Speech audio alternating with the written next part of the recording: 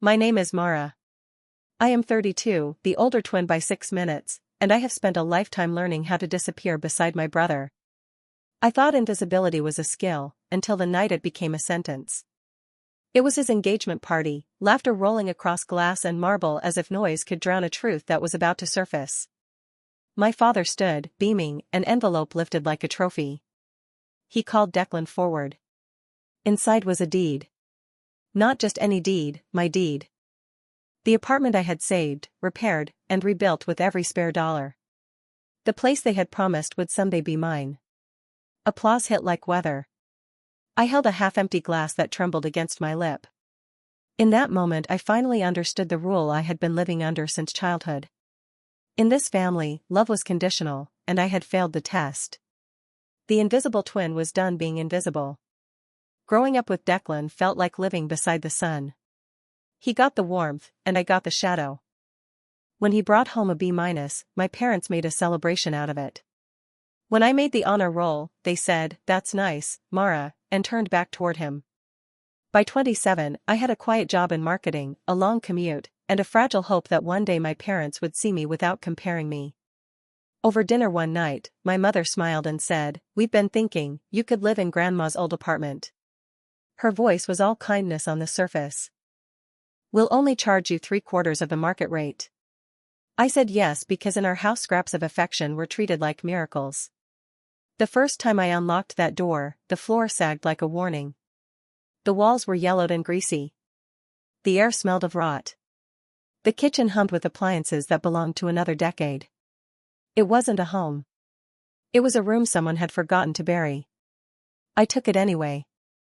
I painted the walls myself. I ripped up the carpet until my palms blistered. I scrubbed mold off tiles until my lungs burned. I slept on the floor when I was too tired to stand. I learned which pipes leaked and which outlets sparked. Every bruise said the same thing, "Maybe now they will notice you." For a while I believed it. Effort, I told myself, could equal love. Inside those cracked walls I felt steady for the first time in my life. It was the only space that didn't echo with Declan's name. Every paycheck, I set aside a little more: paint, tools, new fixtures, things my parents never tracked but I cared about like they were proof that I existed. One weekend I replaced every outlet. When the electrician inspected them he shook his head and said, "You just saved this place from burning down." I smiled, not out of pride, but relief.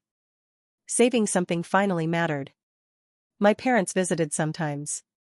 They looked around as if they were inspecting a project, not entering my home. "You're really fixing this place up nice," my mother said, her hand sliding along a freshly painted wall.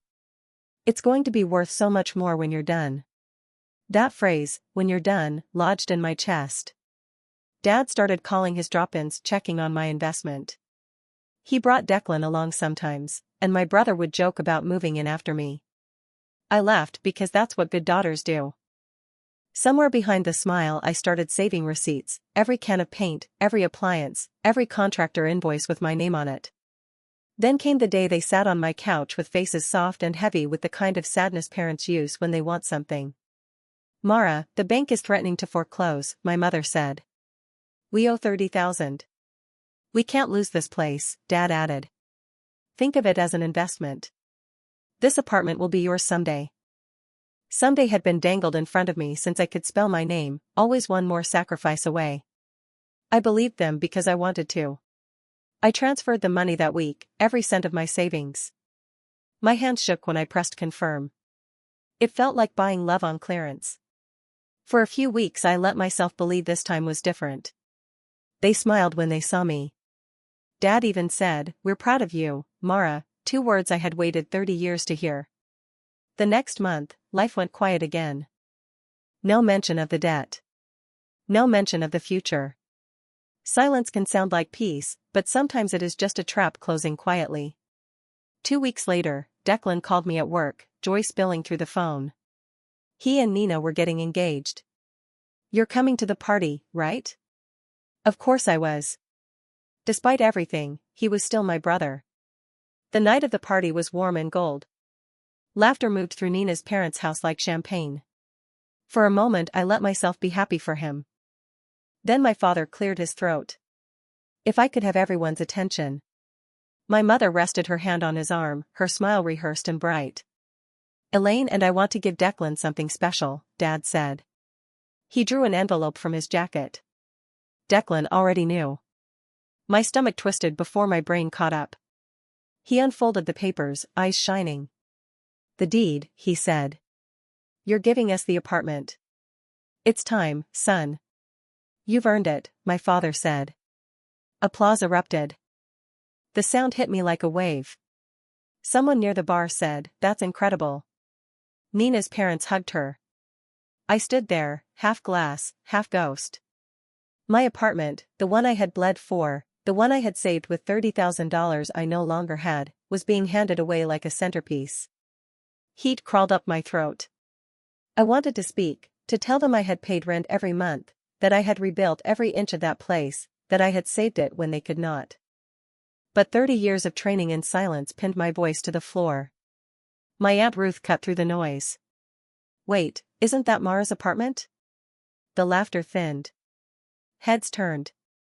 The chandelier caught the tears I refused to shed. My father didn't flinch. Mara has been staying there for years. It's time she moves on. We've been generous enough, my mother added, as if I were a tenant overstaying a lease. Declan hugged Dad. Mom kissed his cheek. The room applauded louder. I slipped out before dessert, no goodbyes, no explanations, just headlights, wet cheeks, and the slow realization that the family I kept trying to belong to had evicted me from my own life. That night I drove home in a quiet so sharp it felt clean. When I opened the door I didn't see an apartment anymore. I saw evidence, 5 years of proof. Paint cans, invoices, receipts. Sweat dried into the walls. If they wanted to erase me, I would show them what erasing looked like. I called Tessa. Can I stay with you for a while? Of course. What happened? Later, I said. I just need space, and a moving truck. By morning I had a plan. Precise. Ruthless. Beautiful. I started with the appliances. Every dishwasher cycle and refrigerator hum, I had bought them all. I called the service company. Disconnect everything. Take it all. The man hesitated. Ma'am, that'll leave the place empty. That's the point, I said. They arrived at 9 o'clock, unplugged the stove, slid out the fridge, unscrewed the light fixtures I had installed. The bite of the drill was music. Next came the floors, the laminate I had paid for, plank by plank. They peeled it up until the old carpet stared back, stained and brittle and exactly like their version of me. By sunset the place looked the way it had when I moved in, broken, hollow, unloved. Perfect. The movers came next. Furniture, boxes, tools, gone. I left only dust and memory. Then I wrote a note, I've moved out as requested. The apartment is yours now. I sealed the keys in an envelope and sent it by courier. The next morning my phone went feral, calls, texts, voicemails edged with rage. You destroyed the apartment. You're petty. We'll call the police. I answered once. Go ahead. Tell them I took what I bought. And tell them about the 30,000 you used. Silence swelled on the other end. I hung up.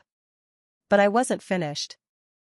3 years ago I had loaned them my blue Honda Civic, still registered in my name, still insured by me. I called a tow company. Pick it up at this address. Plate KM 2000. An hour later the driver texted me a photo. The car sat on the flatbed like a full stop. My phone rang again, my mother. You can't do this to us. I already did, I said. You taught me how. That night I sold the car. 12,000 hit my account. Not payback, balance. For the first time in my life I did not feel guilty for taking what was mine. They had taken my home. I took back my freedom. Revenge didn't fix the past, but it made space for a future I could step into. 3 weeks later my phone rang again. Not anger this time, the quiet after weather. It wasn't my family. It was Nina. Can we talk? We met at a coffee shop downtown. Her eyes were red, her smile was small. Your parents told me you ruined everything, she said, so I asked questions. Then I found the truth. She knew about the money, the renovations, the eviction, everything. I can't marry into that, she whispered. Declan says you're jealous. All I see is strength. I didn't gloat. I nodded. For the first time someone saw me as something other than the forgotten twin or the backup daughter. A month later, the wedding was off. Aunt Ruth said my parents were furious, spitting my name like it was a curse. Let them, I thought. By then I was living in Lucas's empty house, no rent, no guilt, no ghosts. I filled it with the same hands that had rebuilt a ruined apartment, only this time I was building a life. Each morning felt lighter. Each quiet was earned. I bought flowers for the kitchen table. I made breakfast just for myself. I laughed at my own jokes. I stopped waiting for anyone to notice I existed because I did. Sometimes I missed the idea of family, but then I remembered what it felt like to beg for love that came with conditions. Now I don't beg. I choose. I choose peace. I choose boundaries. I choose me. If anyone calls that selfish, they have never had to survive being invisible. I didn't lose a family, I lost my jailers, and I walked out. Wherever you are, morning coffee or late night quiet, I'd like to hear your story. If this one stayed with you, stick around and join a community that believes strength is not silence. It is knowing when to speak, and when to leave. I remember the way the room smelled that night, perfume, spilled wine, warm food cooling on silver trays. Even the chandelier seemed to hum. I kept swallowing, as if I could push down the ache rising in my throat and make it behave. Back in the apartment, the paint under my nails told its own history. I could point to every wall and remember which weekend I rescued it. The window frame still stuck in winter and loosened in July. The pipes in the bathroom coughed at sunrise like an old man clearing his throat. When the movers hauled the last box, I stood in the doorway a full minute and listened to the echo. The place answered with the same emptiness it had offered me at the start, only now I understood it. An empty room can be a mercy when you decide it for yourself. At the coffee shop with Nina, the espresso machine hissed between us like punctuation. She wrapped both hands around her cup and stared at the foam before she spoke. I watched her realize, piece by piece, that kindness and loyalty do not always live in the same house. In Lucas's place, the first night I left every light on. Not because I was scared, but because I could. I stretched out on the floor and let the quiet settle into my bones. Freedom, it turns out, does not arrive with trumpets. It shows up as a key that turns clean and a room where nobody speaks over you.